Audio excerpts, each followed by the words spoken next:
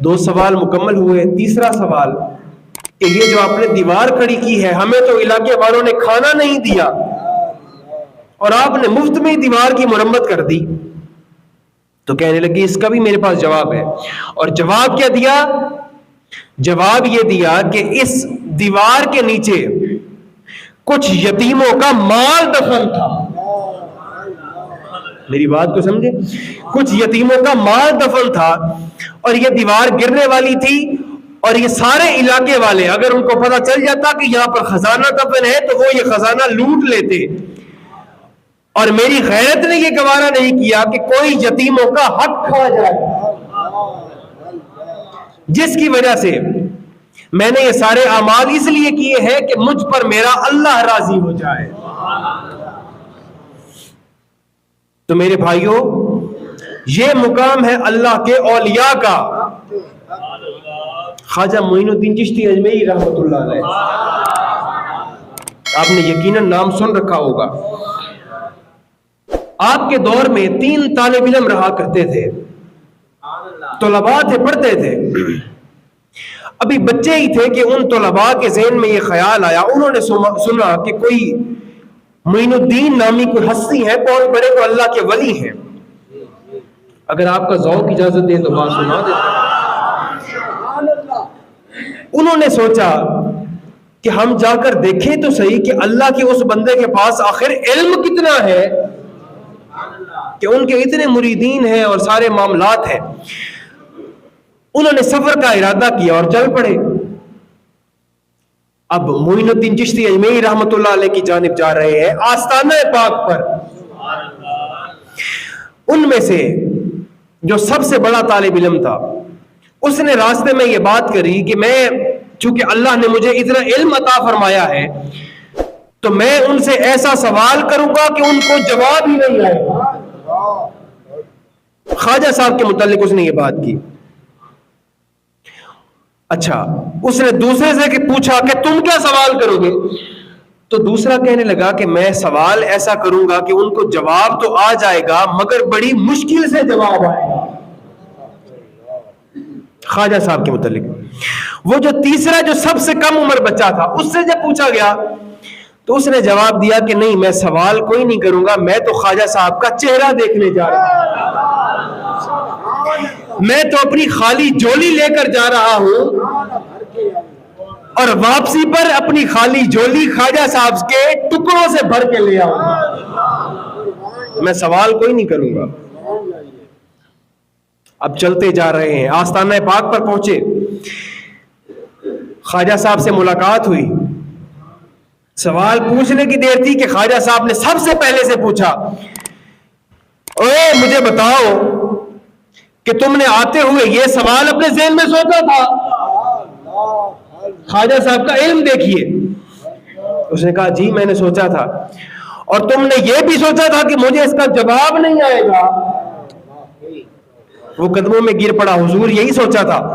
فرمایا تمہارا سوال بھی میں بتا دیتا ہوں اور اس کا جواب بھی میں خود بتا دیتا ہوں.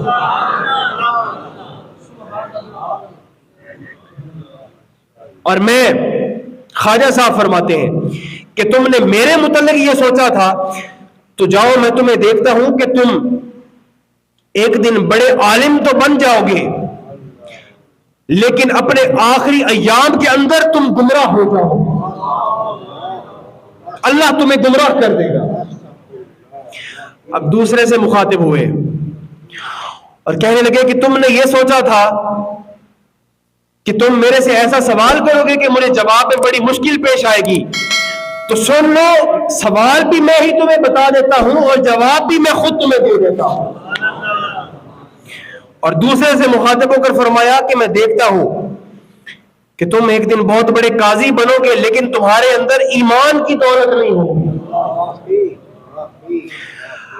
اب جو تیسرا بچہ تھا, سب سے کم عمر بچہ, جس نے کہا تھا کہ میں اپنی خالی جولی لے کر جا رہا ہوں, خواجہ صاحب اس کی طرف پلٹے اور کہنے لگے کہ تم نے تو یہ کہا تھا کہ تم میرے پاس آؤ گے اپنی خالی جولی لے کر اور میں اس جولی کو بھروں گا, تو سن لو میں تمہارا مستقبل کیا دیکھتا ہوں کہ تم ایک دن بغداد کے منبر پر بیٹھو گے تم یہ اعلان کرو گے کہ میرا قدم تمام اولیاء کی گردنوں پر ہے، تمام اولیاء کی گردنوں پر میرا قدم ہے. اور پھر یہ فرما کر آپ نے ان سب کو اجازت دے دی. تو زمانے والوں نے میرے بھائیوں پھر دیکھا کہ جو پہلا عالم تھا جس نے بہت بڑا آدمی بننا تھا، وہ عالم تو بن گیا لیکن اپنے آخری ایام کے اندر اسے ایک خاتون سے محبت ہو گئی، اور وہ خاتون تھی ہندو، کافرہ خاتون تھی.